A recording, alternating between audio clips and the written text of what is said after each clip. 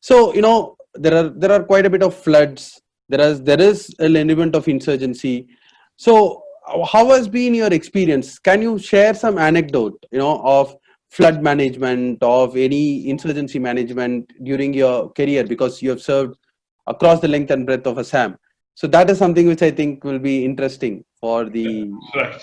for the My first posting, as you said, my training was at Kokrajhar. right, Kokrajhar in 2005, when I did my district training, 5-6, was a lot different than what it is now. At right, that point, if you go through, do a Google, you'll find there were BLTF, right. Bodo Liberation Liberation Tiger Tiger. Force, and NDFB was active, National Democratic Front for Bodoland was active, and these two are amongst the deadliest of insurgent groups in the northeast. In Right. fact, Indian Army used to, I won't say fear, but Indian Army used to hold in high regard and for their destruction potential and their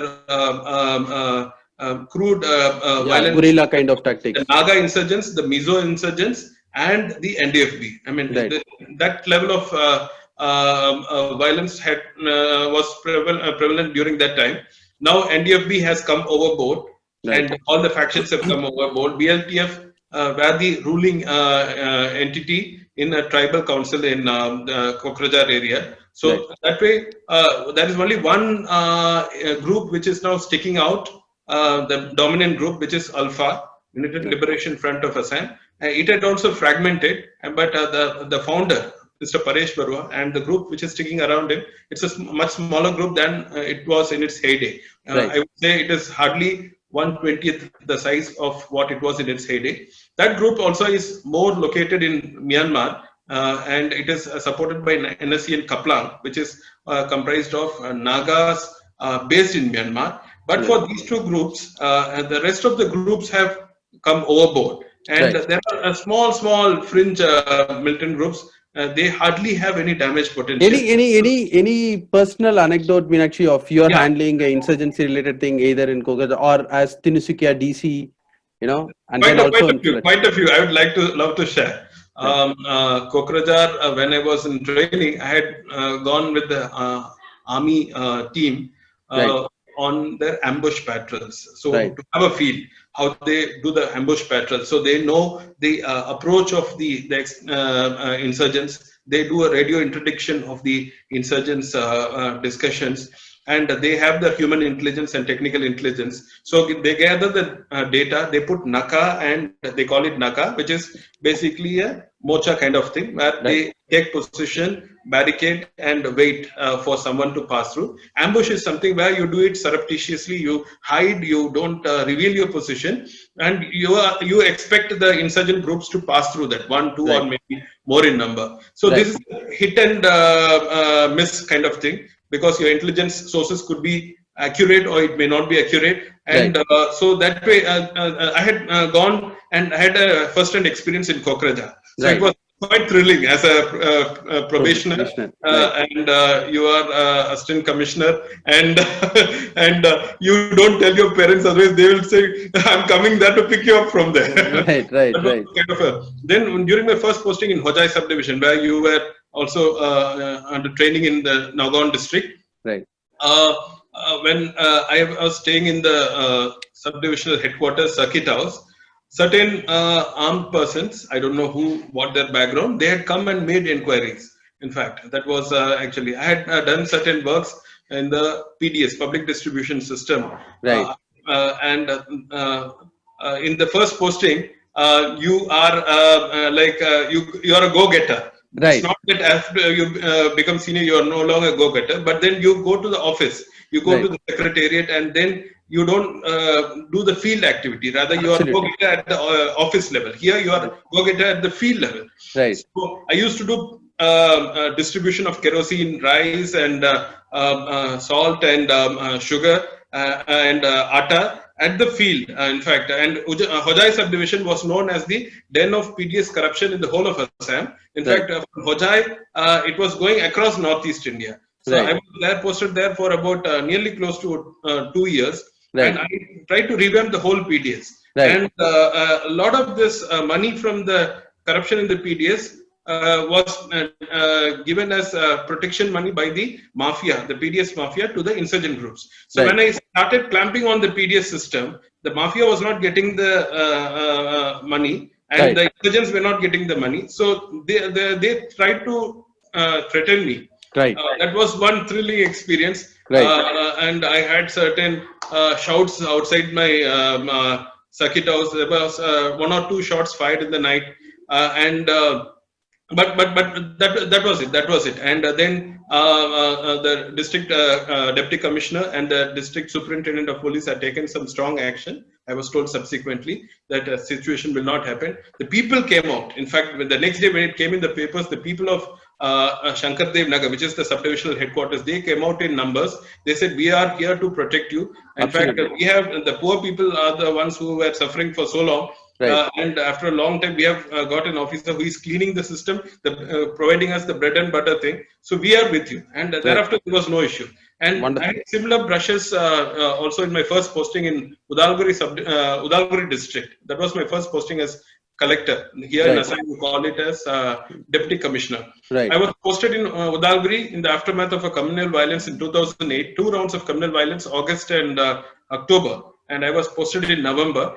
2 deputy commissioners, district collectors were changed in this period, and one SP was also suspended. And the communal carnage was such, it was between the Bodos and the Muslims. And it was such that nearly 1 lakh people had to come out of their homes. More than 10,000 plus houses were burnt.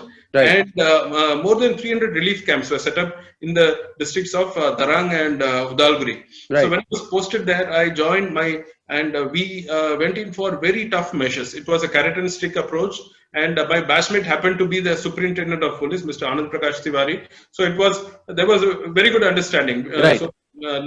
Being batchmates, it helps a lot.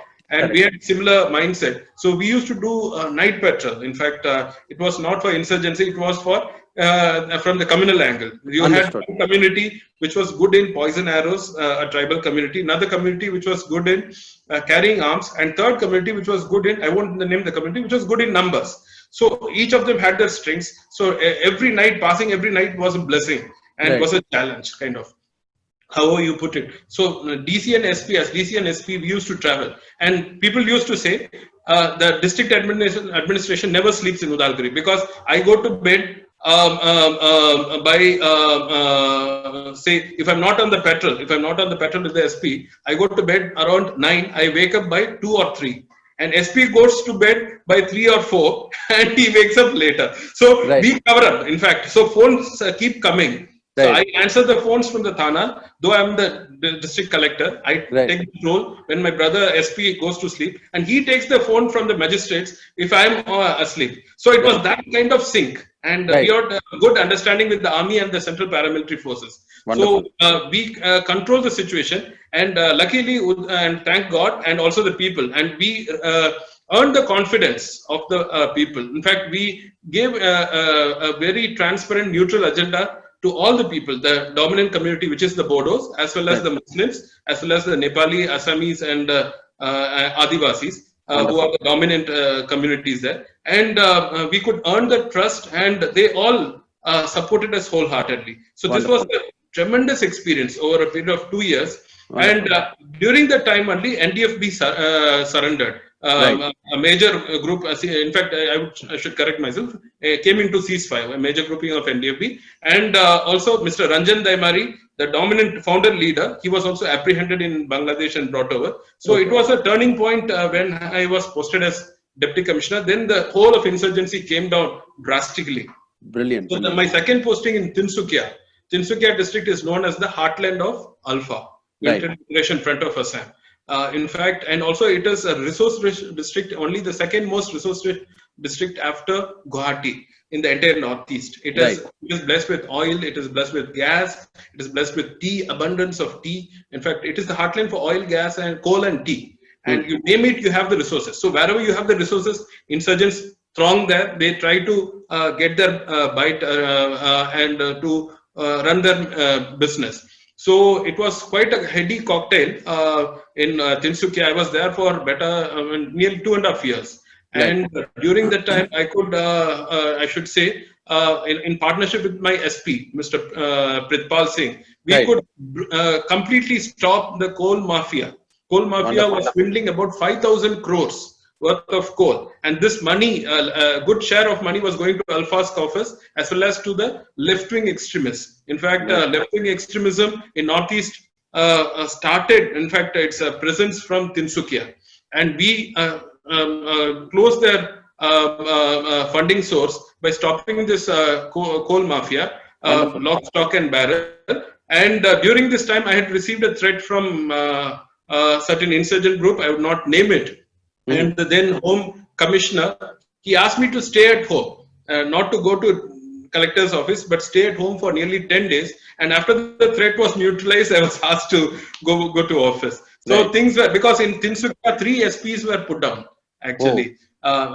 3 SPs were killed by the insurgents. And it's as bad as any Naxalite district could be. In fact, Understood. Nagaland apart, as bad as any Naxalite district could be in the Northeast. Nice.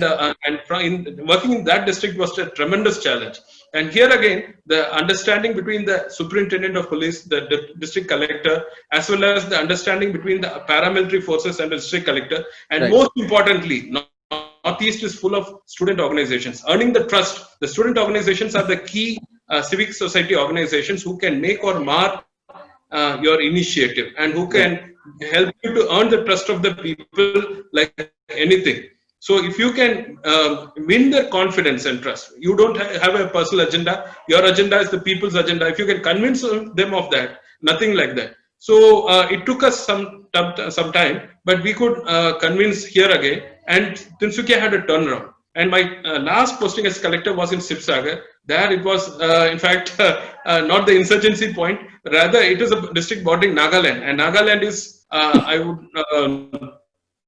not blame them because we are all part of the same family. But Nagaland have some border issues with Assam. So, so they are like constantly trying to extend their boundary, their claim area. And Assam is a status quoist. Nagaland is An expansionist. yes, I wouldn't say expansionist. It is anti-status quoist. So this kind of conflict was there in Nagaland. So it was quite a challenge. But because we are part of the same family, it's just that I have been posted in Assam. Had I been posted in Nagaland, I would be representing Nagaland. So, so I try to take this issue with the bordering district administrations of Nagaland, and it was quite a challenge. But every time some issue comes up, some fire is lighted up, then you'll have to douse the flames. Because at the larger level, both the states are fighting the case regarding the boundary demarcation at the Supreme Court, whereas some local elements try to light up some fires at the local level. So these were kind of the law and order. Wonderful. But the heartening thing to know is that, you know, there is an entire ecosystem. So individual officers have to be bold, have to take the initiative.